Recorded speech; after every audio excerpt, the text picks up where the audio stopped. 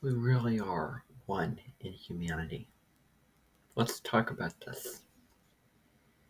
So, we were all born, and life is made up of relationships. We were all born into a family, may have consisted of siblings.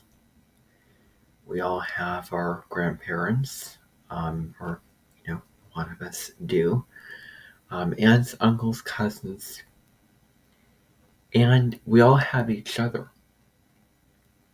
We are all interconnected. This saying, love thy neighbor. And so, this separation, the paradigm of separation, the left brain paradigm, which is masculine, which is based off of a lot of it has to do with the scientific revolution, a lot of it has to do with the Enlightenment, Newton's laws, all of these types of things exist to separate us from one another.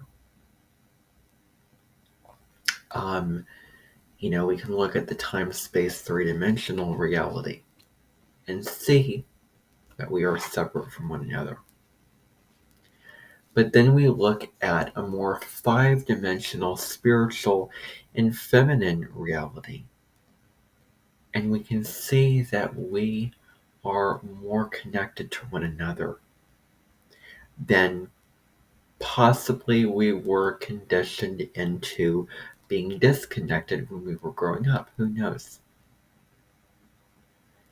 You were sort of, well, I don't want to assume anything, but a lot of us were sort of taken down the roads of belief, which cut them off from their intuition, imagination, and also you can add manifestation, the law of attraction, that your vibration and your thoughts, feelings attract certain things to you because of the law of mirroring, about if you are this vibration, love, peace, joy, abundance, etc., then you will attract the like.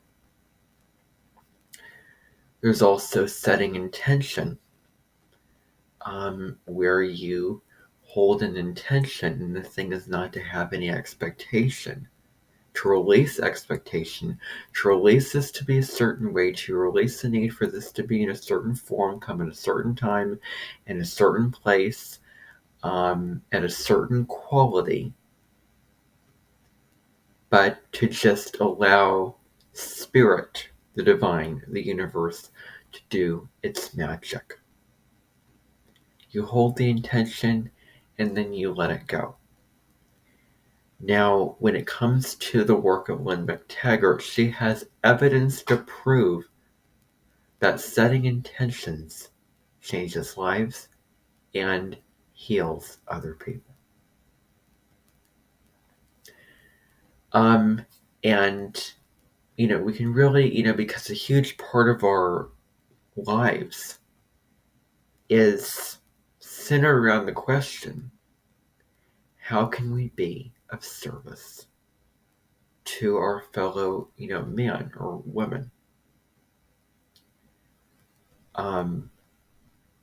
What can we do to make a difference?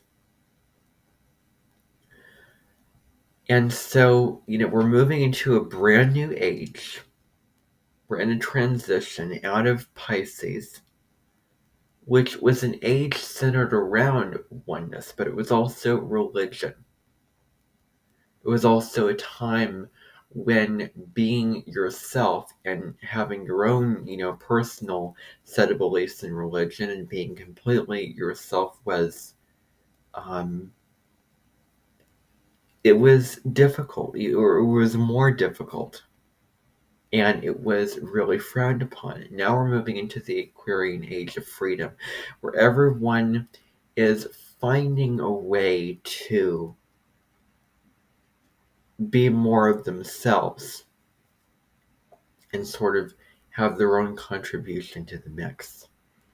and embrace their quirks, have a life based off of their own ideals and principles.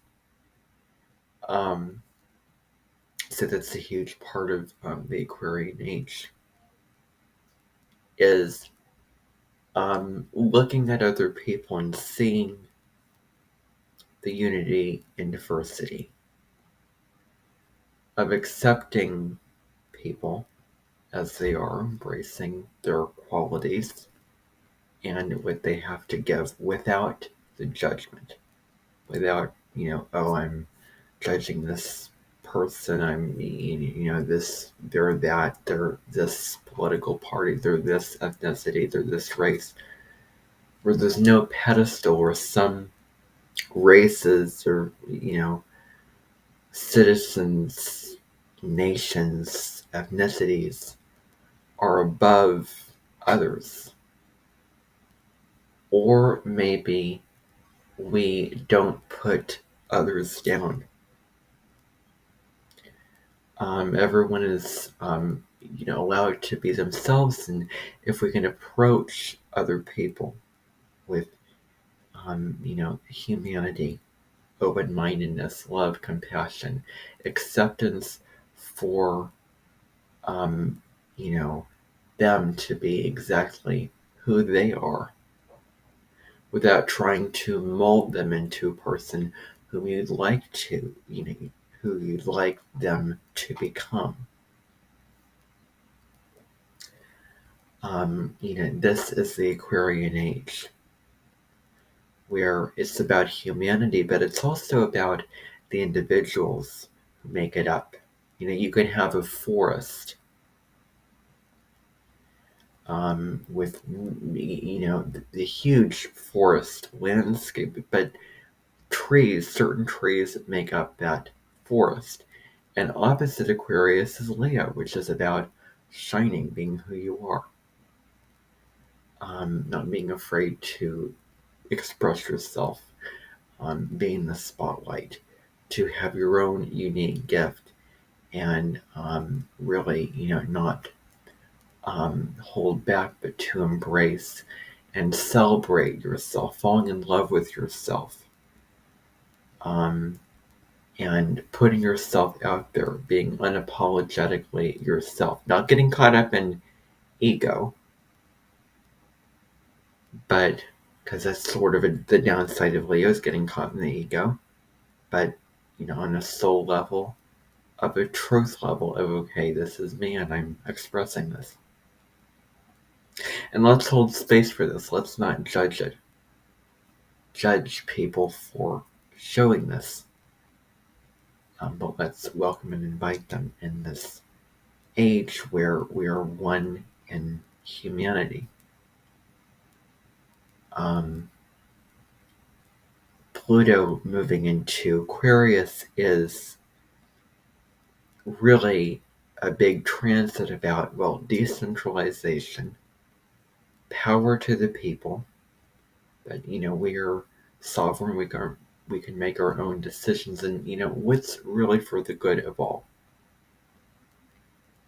That's what it comes down to. And that is what I want to say about this message of we're truly one in humanity. We each have a unique light. And can we use that to serve many? And maybe the collective, with our gifts, with our talents. Can we stand up, make a change, be brave to make a difference? And it is about humanity as a whole and the people who make it up.